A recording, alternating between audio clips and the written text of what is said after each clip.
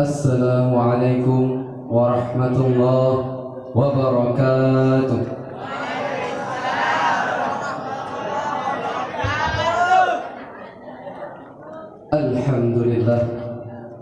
Alhamdulillahilladzi nahmaduhu wa nasta'inuhu wa nastaghfiruh wa na'udzu billahi min syururi anfusina wa min sayyiati a'malina may yahdihillahu fala mudilla lahu wa may yudlil fala hadiya lahu. Asyhadu an la ilaha illallah wahdahu la syarika lahu wa asyhadu anna sayyidana Muhammadan abduhu wa rasuluh la nabiyya ba'dah. Faqala Allah ta'ala fil Qur'anil Karim, a'udzu billahi minasy syaithanir rajim. Bismillahirrahmanirrahim. Innamas sadaqatu lil fuqara'i wal masakin wal 'amilina 'alayha wal mu'allafati qulubuhum wa fir riqabi wal gharimin wa fi sabilillahi wa ibnis sabil fariidatan minallah wallahu 'alimun hakim. Sadaqallahul 'azim.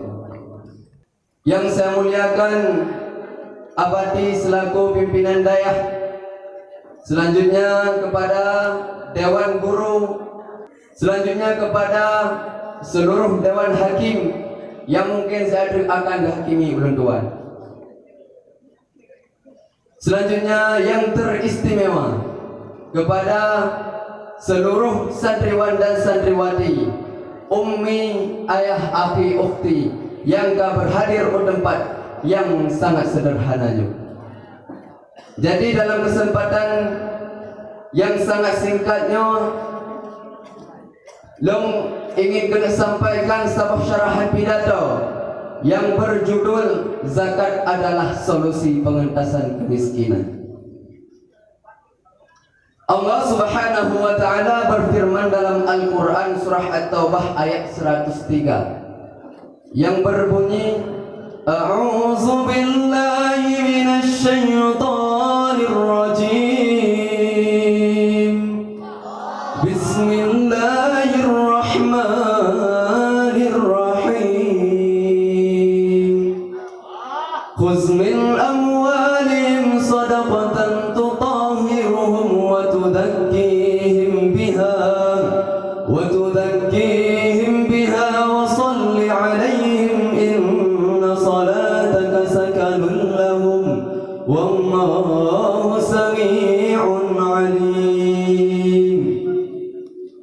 Yang artinya, ambillah zakat dari sebahagian harta mereka, karena dengan zakat tersebut kamu membersihkan dan menyucikan mereka, dan berdoalah untuk mereka. Sesungguhnya doa kamu itu menjadi ketentraman jiwa bagi mereka, dan Allah Maha mendengar lagi Maha mengetahui. Hadirin sekalian, Imam Ibnu Jarir mengatakan bahwa ayat tersebut diturunkan berkenaan dengan permintaan Abu Lubabah beserta dengan kedua temannya kepada Rasulullah. Seraya berkata, Ya Rasulullah, ini harta benda kami, sedekahkanlah atas nama kami dan mintalah ampunan bagi kami. Lalu Rasul menjawab, Wahai Abu Lubabah, aku tidak diperintahkan oleh Allah untuk menerima harta sedikit. Berkenaan dengan hal tersebut, turunlah perintah Allah untuk menerimanya, sebagaimana yang tercantum dalam surah At-Taubah ayat 103 tadi, terutama pada kalimat khudz min amwalihim. Kalau kita kaji lebih dalam kalimat khudz, di samping menunjukkan sifat amr, juga mengisyaratkan agar dibentuk lembaga pengelola zakat yang profesional dan proporsional. Mengapa demikian? Pertama, karena sadar membayar zakat itu hanya sedikit. Yang kedua, mengisyaratkan agar amilin memiliki manajemen yang bagus. Masa orde baru terbukti karena amilin tidak bekerja dengan profesional. Akhirnya zakat bukanlah mensejahterakan rakyat, tetapi zakat sudah menjadi jaket. Na'udzubillah, tsumma na'udzubillah.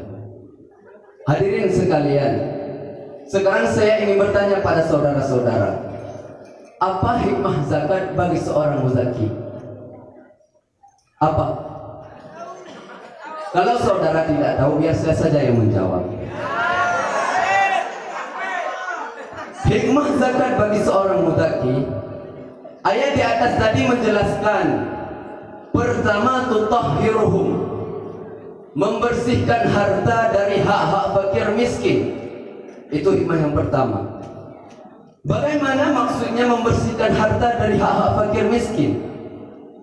Misalnya kita mempunyai segudang emas. Di dalam segudang emas itu belum tentu semuanya hak kita. Tetapi di dalam segudang emas itu masih tercantum hak orang-orang fakir, orang-orang miskin, orang-orang yang tak berharta, orang-orang yang berbaring di pinggir jalan, yang tiap hari merasakan pekik getirnya kehidupan. Hanya isak tangis yang ia rasakan. Fungsi yang kedua, wa tuzakkihim, membersihkan diri dari penyakit rakus, tamak dan serakah. Nah saudara-saudara, apakah ada penyakit ini dalam diri kita? Ada? Tentu. Penyakit inilah yang harus kita hapuskan. Kenapa? Karena apabila penyakit ini dilanda dalam kehidupan manusia, maka akan lahir hartawan berjiwa karun, pengusaha bermental salabah, penguasa berotak Fir'aun. Maka fungsinya bukan lagi mensejahterakan rakyat, tetapi penindas, pemeras, bahkan perampas hak-hak rakyat. Fungsi yang ketiga, sakanun lahum, maksudnya dengan zakat jiwa menjadi tenang, hati menjadi tentram. Tetapi sebaliknya, jikalau para aghnia, para konglomerat enggan membayar zakat, enggan untuk berwakaf, enggan untuk berinfak, maka suatu negara bisa kiamat. Walau gedung bertingkat, walau mobil makin mengkilat, dijamin rakyat sulit berdaulat. Apalagi kalau pejabat sudah jadi penjahat, menyikat uang rakyat, jelas bangsa bisa-bisa melarat. Na'udzubillah, tsumma na'udzubillah. Padahal Rasulullah SAW telah mengancam, laisal mu'min alladhi yashbi'u wa jarahu ja'i'u ila jambih. Bukan termasuk orang-orang mukmin yang hidupnya kenyang sendirian, sementara tetangganya hidup dalam kelaparan. Nah hadirin sekalian, orang-orang kaya yang tidak peduli terhadap nasib kaum duafa, konglomerat yang acuh terhadap kaum melarat, pejabat yang a priori terhadap nasib rakyat, bukan saja mencerminkan orang yang jahat, tetapi juga mencerminkan orang yang tidak beriman. Orang yang seperti inilah yang harus kita singkirkan dari negara kita tercinta ini. Sebab negara kita Indonesia akan jaya apabila dipimpin oleh orang-orang yang peduli terhadap nasib kaum duafa. Dari sekian banyak syarahan pidato yang saya sampaikan, dapat kita simpulkan bahwa pertama, dengan menunaikan ibadah zakat, manusia dapat mempergunakan harta bendanya ke jalan yang diridhai oleh Allah. Yang kedua, dengan zakatlah satu-satunya media pembersihan dan menyucikan harta dan jiwa mereka. Yang ketiga, dengan zakat pula tangan-tangan terulurkan kepada orang-orang fakir, orang-orang miskin yang sangat berguna bagi kelangsungan hidup mereka, sehingga tidak ada lagi rakyat yang hidup di bawah garis kemiskinan. Demikianlah syarahan pidato yang dapat saya sampaikan. Mohon maaf atas segala kekurangan. Hazanallahu wa iyyakum ajma'in. Wassalamualaikum warahmatullahi wabarakatuh. Allah, ya Allah.